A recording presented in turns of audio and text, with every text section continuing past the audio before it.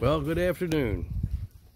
It is the 5th of July, and I'm a little tired from last night. I was up a little late listening to the fireworks.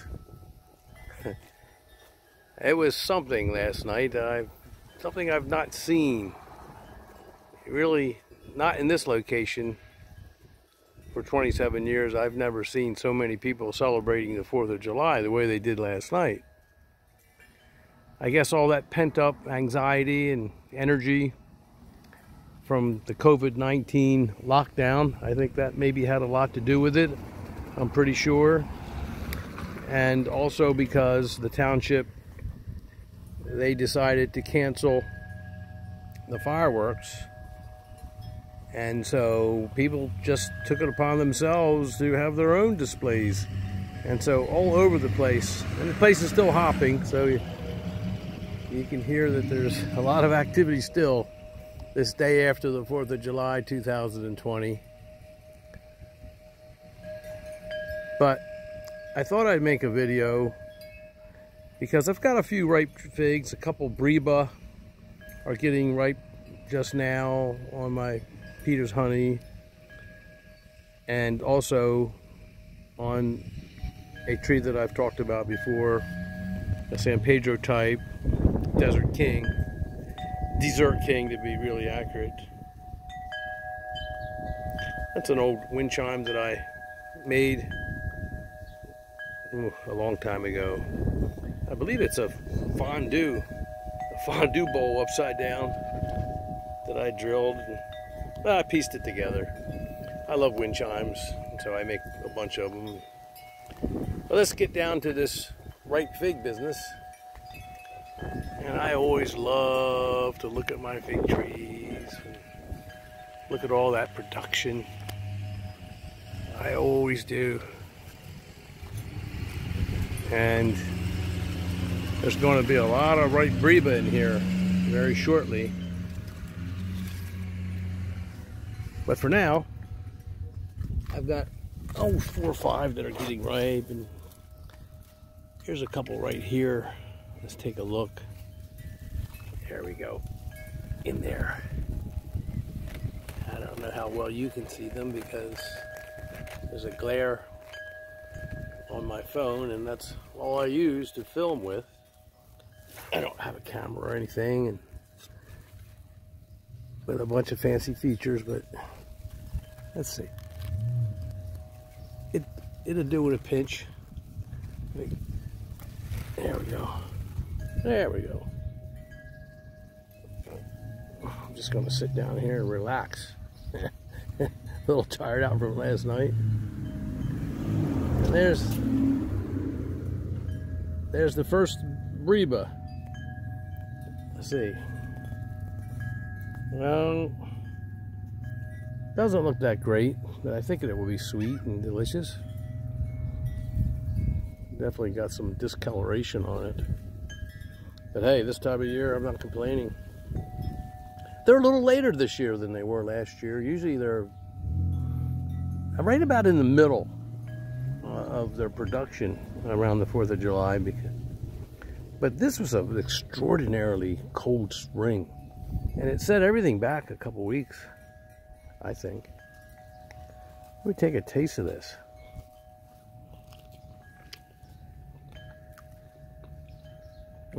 It is delicious. So the discoloration hasn't really affected it. Not much. Very slightly maybe, but very little. Very good. Now, this other one, let's pick that one too. That one looks a little better. Still has that slight purple discoloration in it, but I can tell this one's a little bit more delicious than the other. But that was good. I'll take it any day of the week.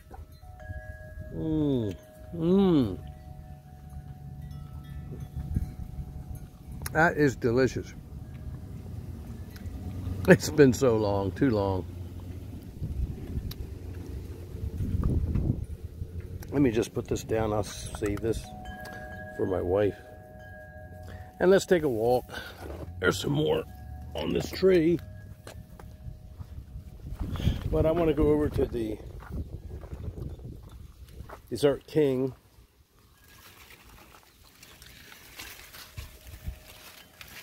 Oh, there's one. There's a nice here's honey Breba that's ripe. Oh, maybe I'll let that go if the birds don't get it, and I'll eat it in a few hours. I want to get over to the other tree. Take a little walk with me. Beautiful day, gorgeous, breezy, wonderful. In every way, just absolutely wonderful. I like looking at things as I walk around the yard. It's a great source of entertainment for me.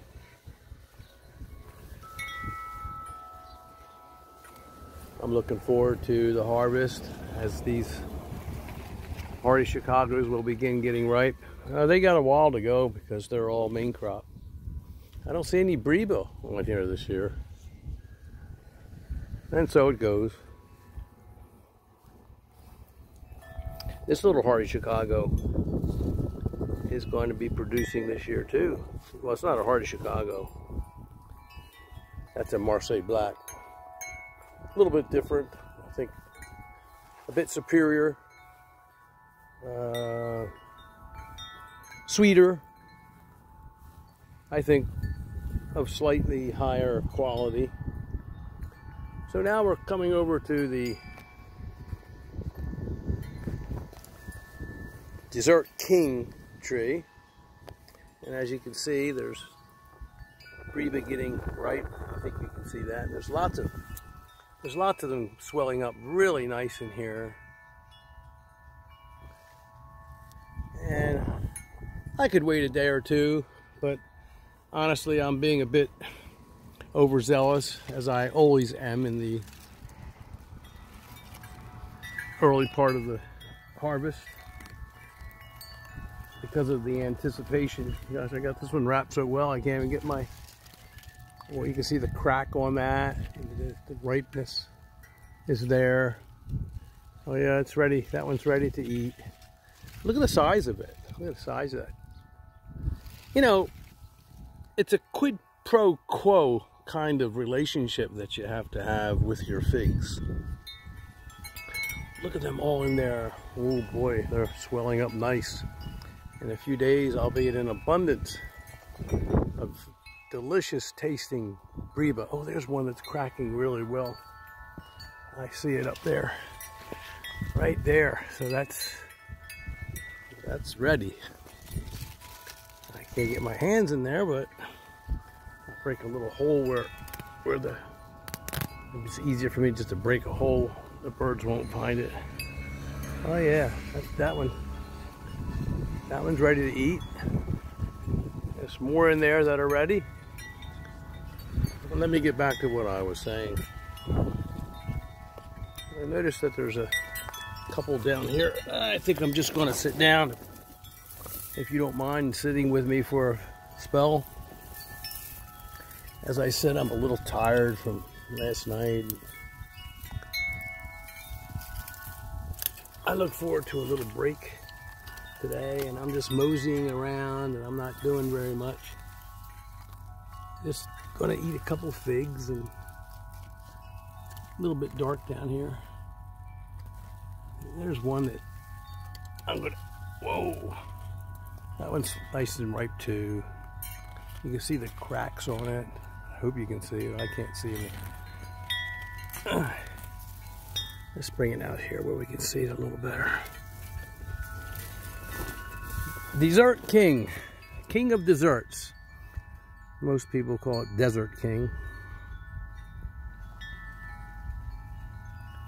I remember reading about it in my, well, it was a long time ago.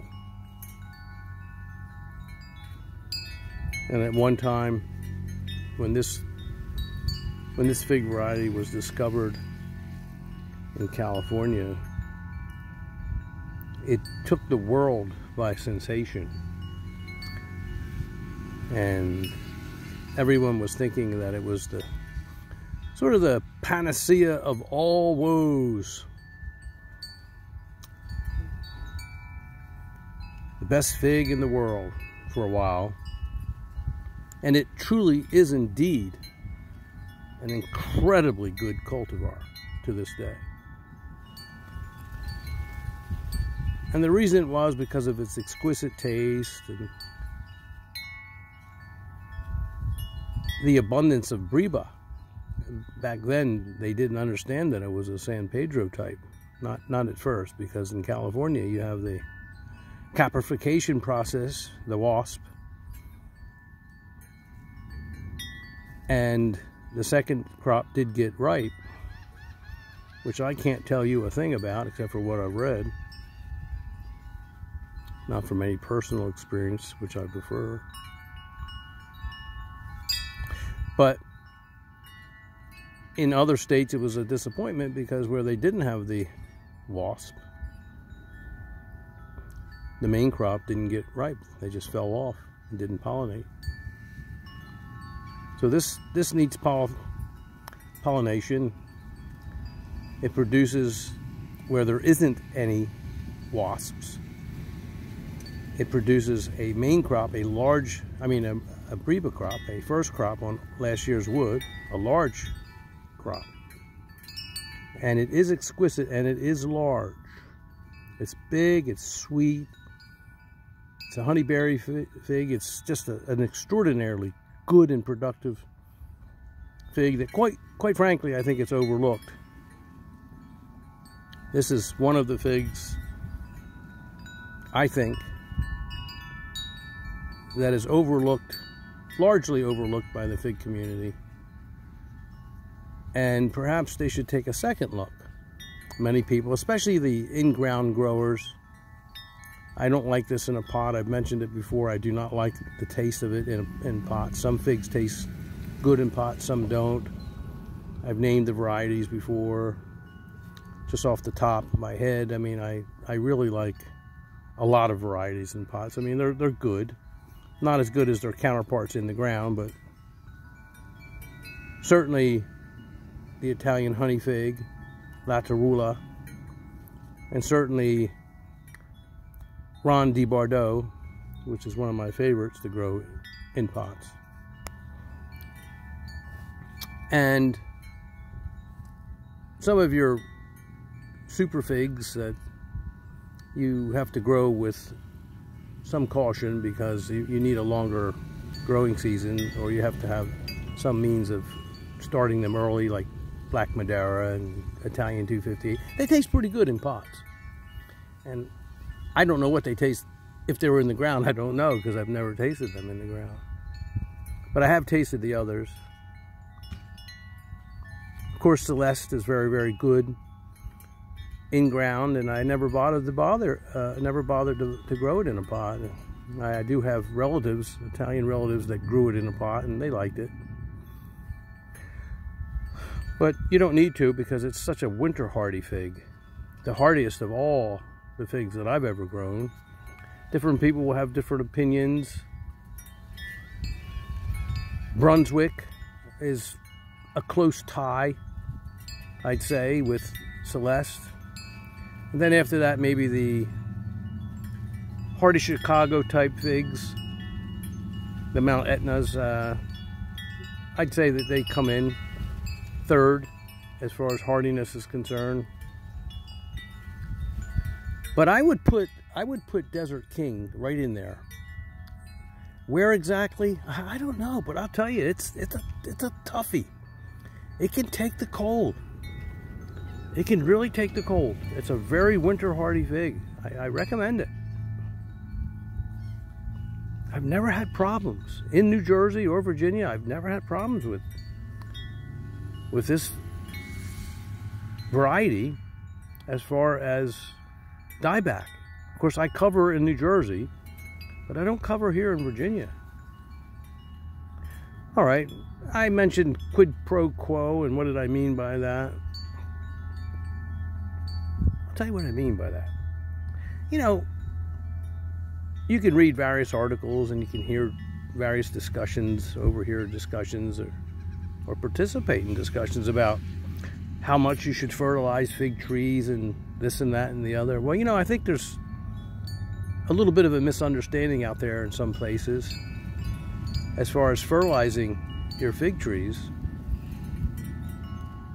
There's a fear of over-fertilizing, because indeed there are times when you can over-fertilize your fig trees and you're going to get a lot of growth, a lot of branch development without fig development.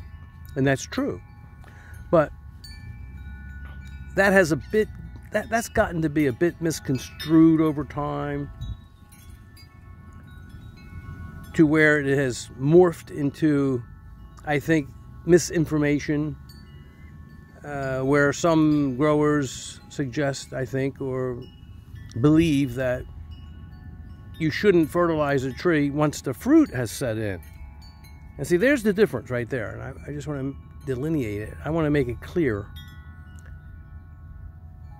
to you novice growers out there that you don't fertilize a fig tree a lot before it sets its fruit, because if you do, it will go into a lot of branch production without fruit production. That can happen. Certain varieties are immune to that, and I could get into the varieties, but certain varieties are just going to produce fruit. I don't care what you do. They're just fantastic. But a lot of varieties are susceptible to that. You don't want to feed them a lot of nitrogen or a lot of fertilizer before the crop sets in. But here's the point. Once the variety sets its fruit, and you've got this enormous production of fruit that has to be fed, who's going to feed it if you don't? If you want big, vibrant, healthy, delicious, super figs, if that's what you want, if that's your goal, if you want to participate in a marvelous exchange of quid pro quo, this for that, that's what that means in Latin. You give them the fertilizer they need. You feed them. And another thing too, another misnomer, give them water. Now you can pull back on the water a couple weeks before they start getting ripe, depending on how much rain you've gotten in the area. But you've got to be cognizant of the fact that when a fig tree is producing a large yield of fruit, it needs fertilizer, it needs food, it needs lots of food. It needs nutrients, proper nutrients, and it needs water. A lot of water, because especially around the solstice, because so much water is dissipated in the leaves, a tremendous amount. And of course, the fruit is actually a drain to the plant. It needs nutrients, it needs water, it needs nourishment, it needs tender loving care. You need to pay attention to parasites. You need to care for it. Fig trees don't have legs. They can't go fetch their own water. They can't go fetch their own fertilizer. They can't really rid themselves of parasites, if there are any. And fortunately, there's not too many, especially on in-ground trees. But you've always got to guard yourself against parasites, even human ones. But you have to be interactive. It's quid pro quo. And if you embark upon a strategy where you're exchanging a good liberal amount of care and attention to your figs and providing them with all of the things they need, the nourishment, the water, etc., they're going to give you back this. This is what they're going to give you back.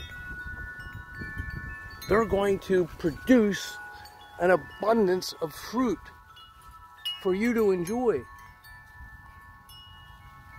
But it is an exchange.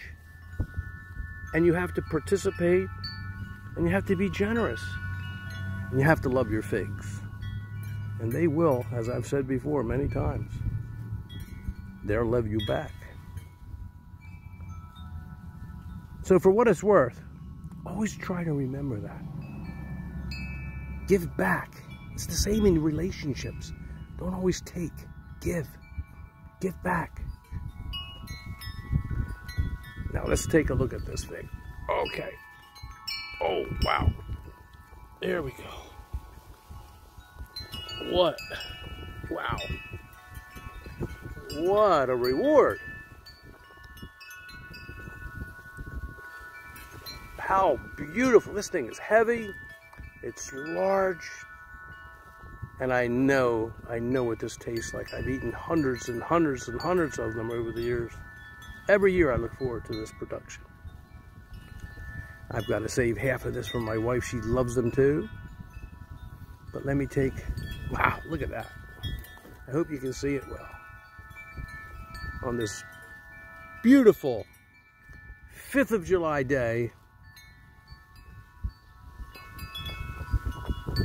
the day after our nation's greatest celebration. Let me take a bite.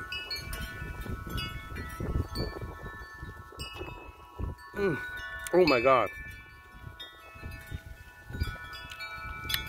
That is exquisite.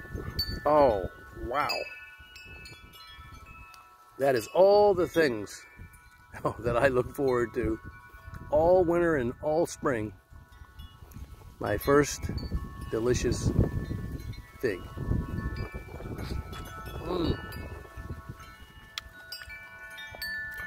I'm going to save this. You know, my son back home, he took a little video. I actually have a black Madeira that got ripe, a Breva. And so I'm going to be looking into more detail of that when I get back. He said it was delicious. Not quite as delicious as the main crop figs. But of course, taste is subjective, so I don't know any more about it than that. He did send me the video. And there's a Ponds fig, I'll get into that another time, that also produced a Breva. So they were before this. So I can't say it's the first, but it's the first that I've participated in. All right, with that, let me put this in a safe place. I hope I'm not tempted to eat the rest of that. I won't be. And there's others I'll be picking in a little bit. I can see them in there. There's one up there that's really cracking, and well, I'm not saying cracking, it's just showing ripeness.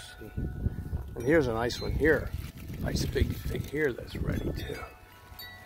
So that's what I'll be doing for the next few minutes. There's one down there. Well, thank you for the visit. I hope you enjoyed our discussion.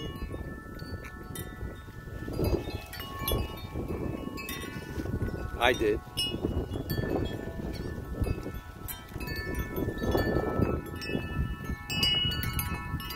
Love my wind chimes.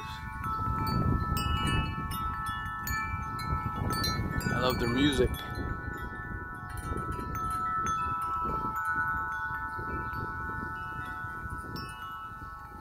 I've said this before, they have music for every season.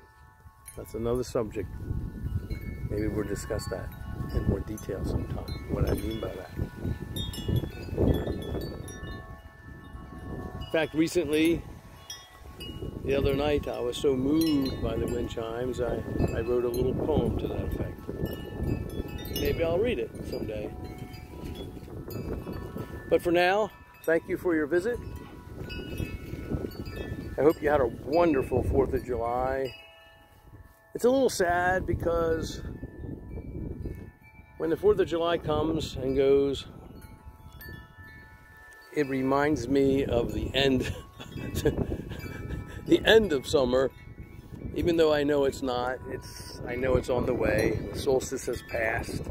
The days are getting shorter every day already. And And I just know the seasons. And I know that it won't be very long. And I'll be longing for summer again. But for now, let's be more cheerful in our anticipation of what is going to be a wonderful, productive year. I hope just as much for all of you as it will be for me. Thank you.